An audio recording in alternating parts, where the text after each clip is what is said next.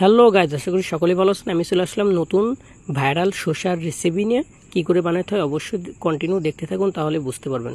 আপনি সুন্দর করে শসাগুলো পাতলা পাতলা পিস পিস করে কেটে আপনি বয়েমে রাখবেন, কাচের বয়েমে। কিন্তু বয়েমটা একটু মোটা হলে ভালো হয়, না হলে গরম পানি দিলে ফেটে যাবে। খাইতে যে কী পরিমাণ স্বাদ হবে অবশ্যই বলবো। আমি 4-5টা রসুনের কোয়া দিলাম, তাহলে জিনিসটা আরও সুস্বাদু হবে। আর দিয়ে নিলাম 3-4টে কাঁচা ঝাল, কিন্তু আপনারা একটু কম দেবেন, না হলে যাদের আর কি ঝাল খাওয়ার বেশি একটা নাই আর কি, তারা আর কি ঝাল খেলে অবশ্যই খুব গলা বুক জ্বলবে, অল্প করে দেবেন। আর আমি একটু দিয়ে নিলাম শুকনা মরিচ, এই জন্য শুকনা ঝালটা দিলাম যে খাইতে খুব স্বাদ হবে এবং দেখতে কালারটা সুন্দর হবে। দিয়ে দিলাম খানিকটা লবণ। আর এটা তো অবশ্যই জানেন এটা কি দেওয়া লাগবে, এটা না দিলে তো এটার কোনো মর্মই নেই, মানে মজাটাই পাবেন না। এটা আপনি অর্ধেক পরিমাণ দেবেন, অর্ধেক পরিমাণ দিলে খুব সুন্দর সুস্বাদু হবে। আমি একটু দিয়ে নিলাম গুঁড়া চিনি, চিনিটা দিলে খুব সুন্দর লাগবে। এবং এটা অর্ধেক পরিমাণ দেবেন, অর্ধেক পরিমাণ দিলে জিনিসটা খুব ভালো হবে।